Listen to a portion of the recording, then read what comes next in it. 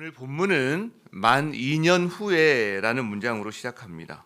만 2년 후에 요셉은 자기가 그 술을 포도주를 따라주던 관원의 꿈을 해석해 주면서 자신을 기억해 주세요라고 부탁을 했지만 돌아온 건 2년간의 침묵이었습니다.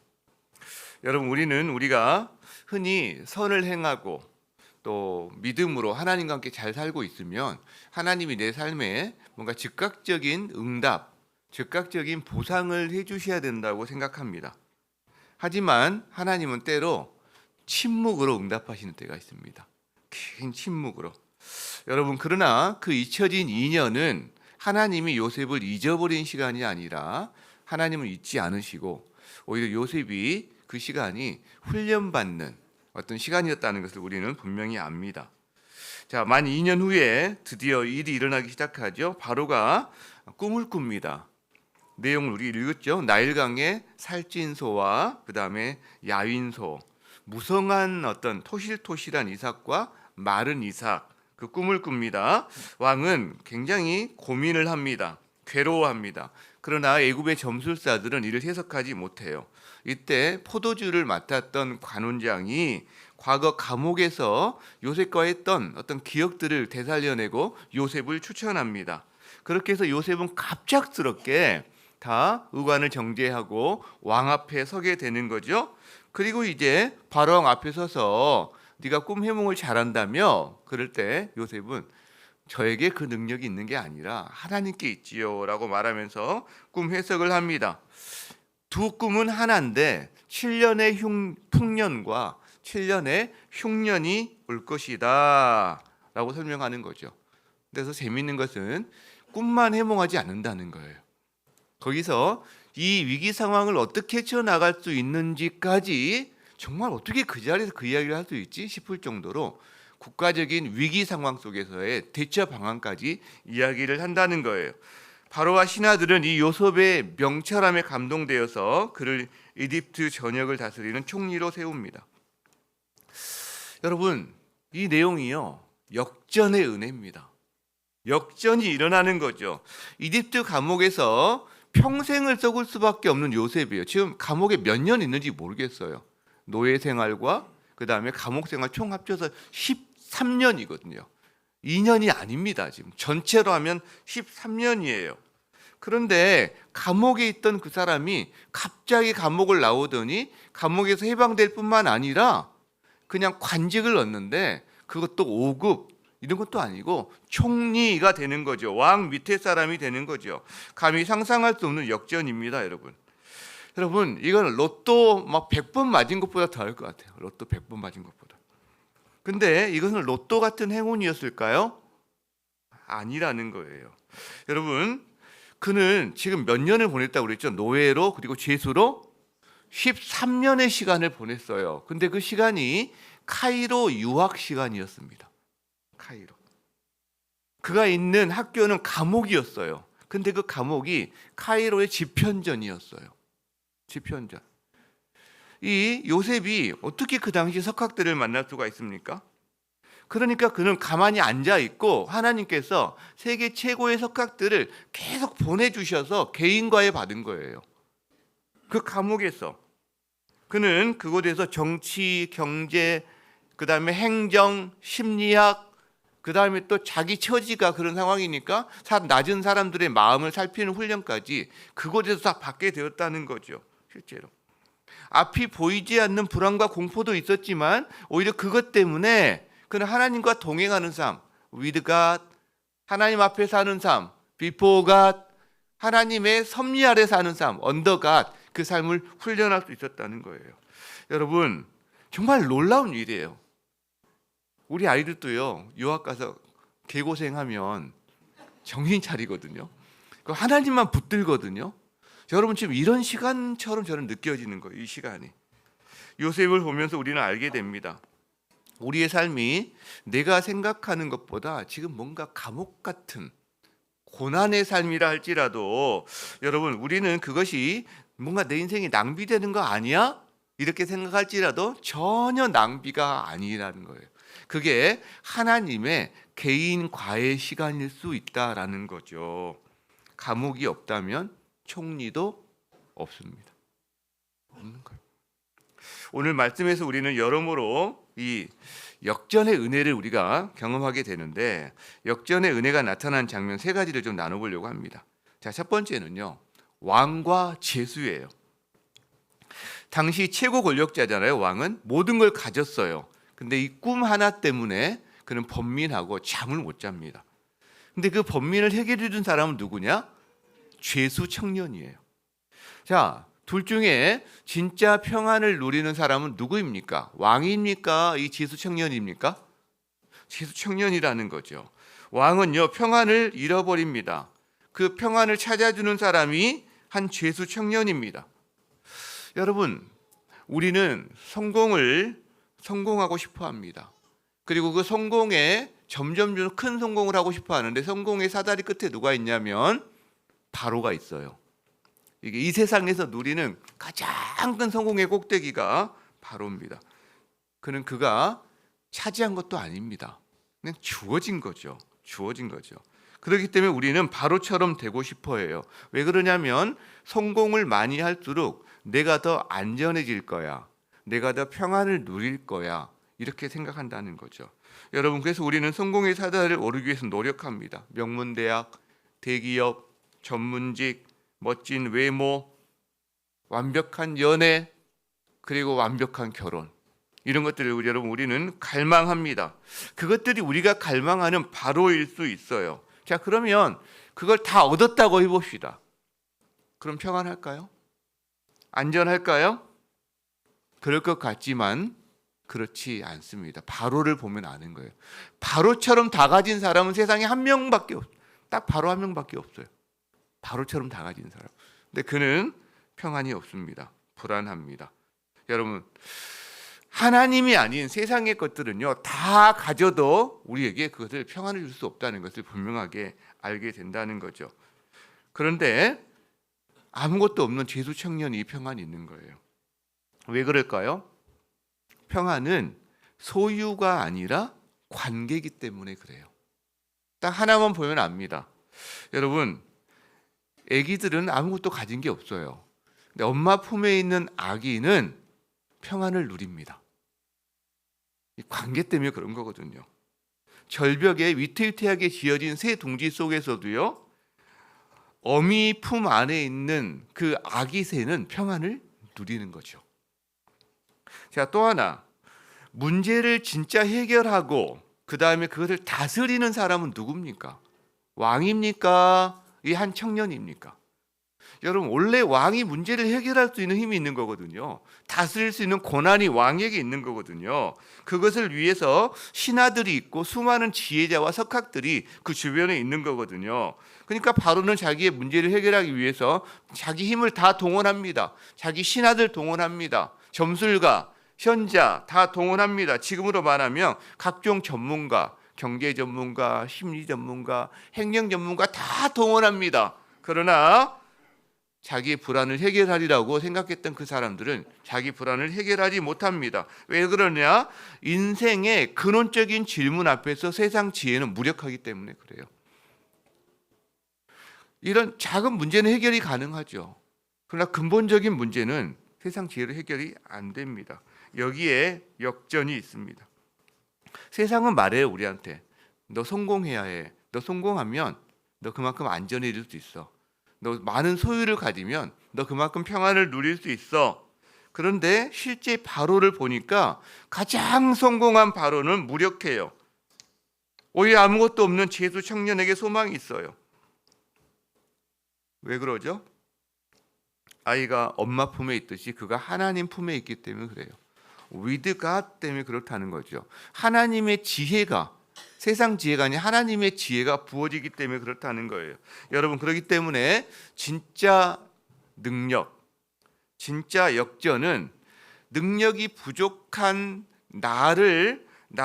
내가 내 인생을 통제하려는 시도를 포기하고 오히려 능력이 많으신 하나님이 내 인생을 통제하도록 내어드리는 데서 진짜 인생의 역전이 시작된다는 거죠.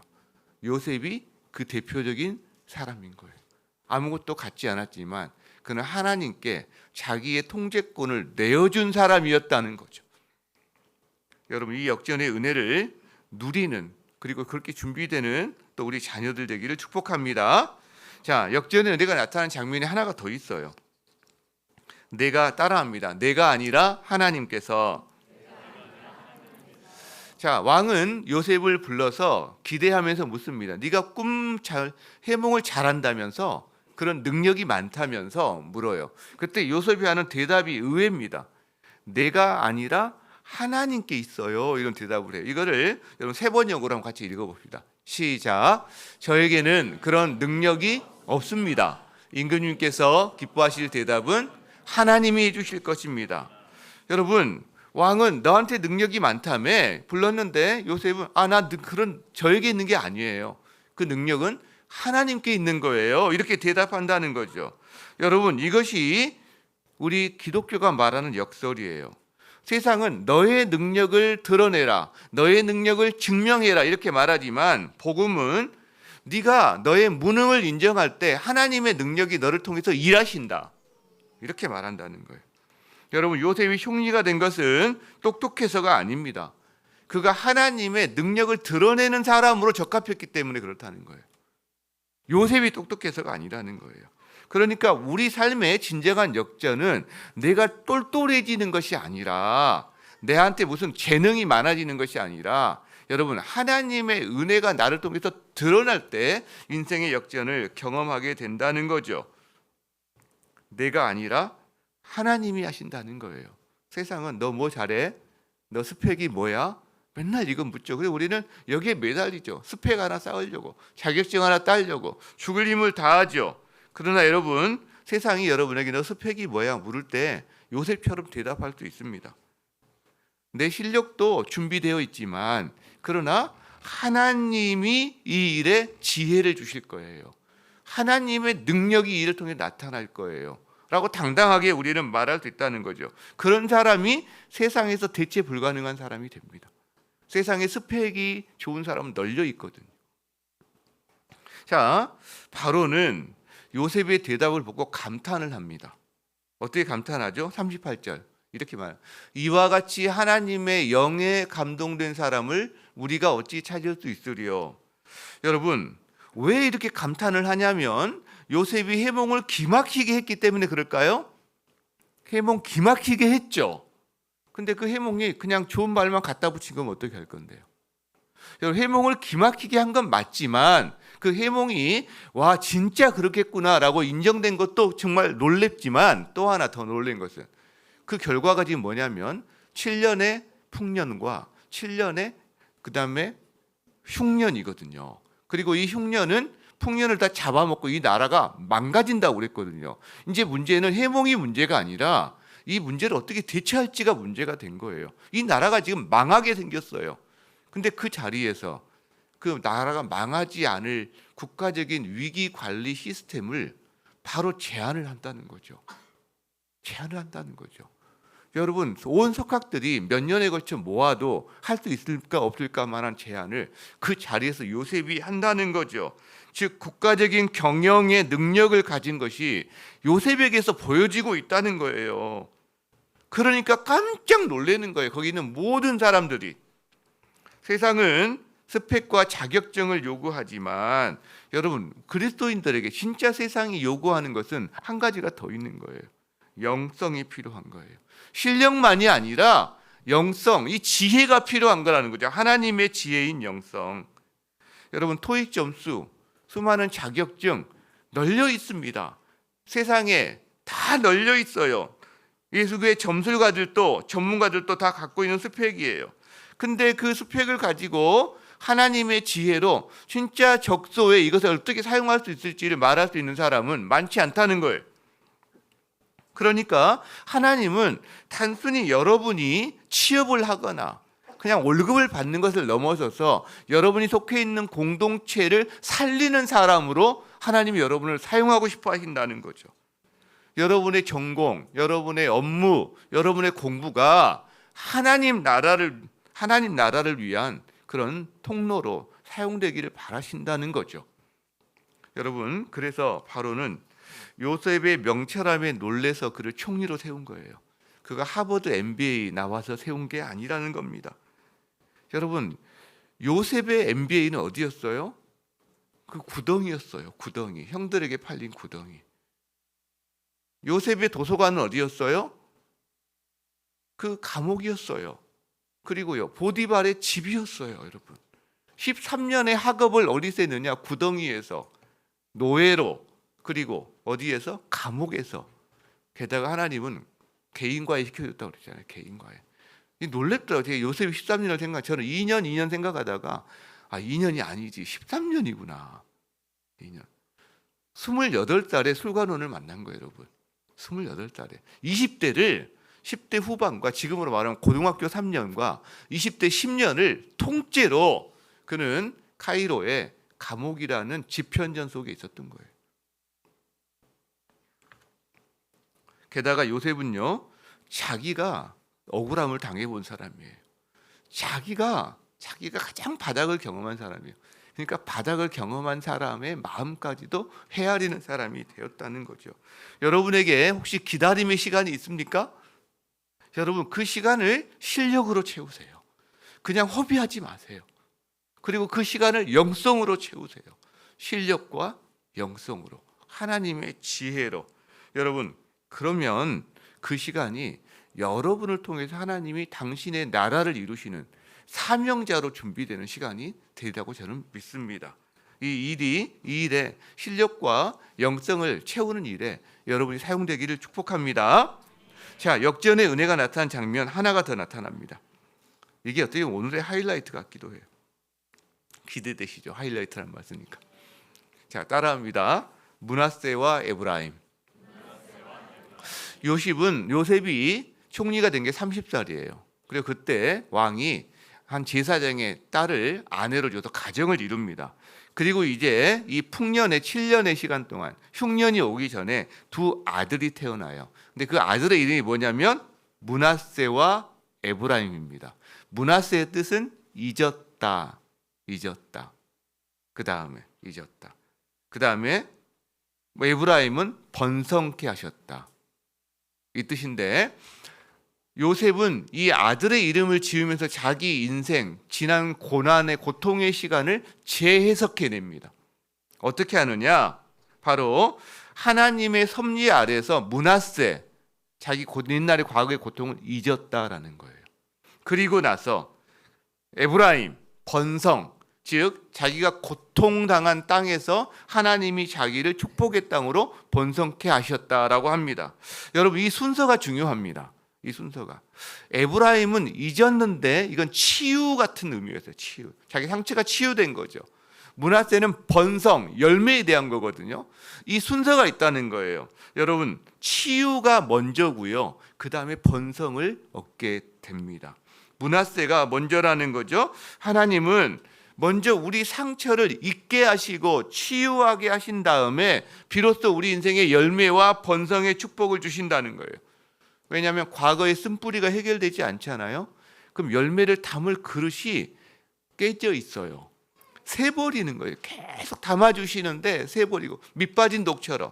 그러니까 이 밑빠진 독을 해결하는 것이 바로 므낫세라는 거죠. 밑빠진 독이 해결 안 된 사람이 너무나 많아요. 그렇기 때문에 하나님이 계속 열매를 부어주시는데 밑바닥이 깨져 있단 말이에요. 흘러버리고 고갈되고. 그러니까 므낫세는 과거의 아픔을 치유하시는 하나님, 에브라임은 현재의 삶에 복을 주시는 하나님, 이걸 상징할 수 있는 이 이름이 바로 므낫세와 에브라임이에요. 여러분, 현재의 어떤 성과, 성공보다 더 중요한 게 뭐냐면 마음의 회복이에요. 왜? 우리 과거의 상처, 자신의 열등감 여기에 묶여 있잖아요. 그럼 아무리 성공해 보세요. 높은 자리 가보세요. 결혼해 보세요. 자녀 낳아 보세요. 행복할 수가 없어요. 행복이 새버려요. 여러분, 그래서 하나님은 여러분의 아픈 마음을, 므낫세를 어루만지고 싶어 하세요. 그래서 풍성한 미래, 에브라임의 번성의 길로 여러분을 인도하고 싶어 하신다는 거죠. 우리 성도들이나 우리 청년들 가운데 어린 시절 부모님이 불화해요. 자기를 내버려 방임해요. 너무 기대가 높아서 기대감을 채우지 못해서 그게 상처가 된 분도 많아요. 여러분, 요셉은 가정폭력의 희생자입니다. 형들 인신매매로 갔어요. 여러분, 그가 총리가 되었다고 그래서 성공했다고 그래서 자기의 그 끔찍한 기억이 형들에게 채색옷이 찢겨져서 구덩이에, 죽음의 고통이 있는 구덩이에 빠져서, 그리고 줄에 묶여서 그가 너덜너덜해진 상태로 애굽으로 팔려가고 감옥에 있고 성폭행범, 그 다음에 취급당하고, 여러분, 이런 생활이 그가 총리가 되었다고 자동으로 다 삭제가 될까요? 해소가 될까요? 그런 일은 없습니다. 안 되는 거죠. 안 되는 거죠. 하지만 요셉은 지금 첫 아들의 이름을 므낫세라고 지으면서 하나님이 있게 하셨다 하면서 선포하는 거예요. 여러분, 과거를 딜리트 시키는 게 아니에요. 삭제해버리는 게 아니에요. 재해석하는 겁니다. 어떻게 해요? 그래, 형들은 나를 팔았지. 근데 가만히 보니까 하나님이 보내신 거네. 달라지는 거예요. 여러분, 자기를 괴롭힌 주인공이 바뀌는 거예요. 형들이 자기 인생을 완전히 구렁텅이에 집어넣었다고 생각했을 텐데 지금 와서 생각해 보니까 그 모든 것이 하나님이 자기를 훈련의 학교, 고난의 학교에 집어넣으신 것이고 여기에 이르게 하신 과정이라는 게 해석이 다시 되는 거예요. 해석이 바뀔 때 상처가 바뀌는 겁니다. 해석이 안 바뀌잖아요. 안 바뀌어요. 상처가 아물지 않습니다. 해석이 바뀌면 상처가 아문다는 거죠. 그때 진정으로 므낫세의 은혜를 경험하는 거예요. 억지로 되는 게 아닙니다. 눈이 떠져야 되는 거예요. 아, 이 일이 그래서 되는구나. 저도 그걸 경험했어요. 저를 자책했거든요. 너 왜 이렇게 못났니? 너 왜 그렇게 그거 하나 못 이루었니? 저의 젊은 시절을 저를 얼마나 비난하고 자책했는지 모르겠어요. 근데 제가 예수님을 만나고 나서 저희 그 모든 과거의 아픔과 상처들이 하나님께 이르는 통로였다는 것이 제가 해석이 되니까 제가 저를 더 이상 비난하지 않게 되더라고요. 아, 그랬구나. 내가 이렇게 실패하고 내가 이렇게 아팠던 이유들이 결국 가장 큰 보물인 예수님을 만나기 위한 과정으로 너무나 귀하게 사용된 거구나. 나 같은 사람이 만약 그 시간이 없었다면, 감옥이 없었다면, 그 실패가 없었다면 나는 예수님을 만날 수 없는 사람이었구나 하니까요. 여러분, 그 시간이 괜찮고요. 그 시간이 저에게 보석과 같은 시간이 되더라는 거죠.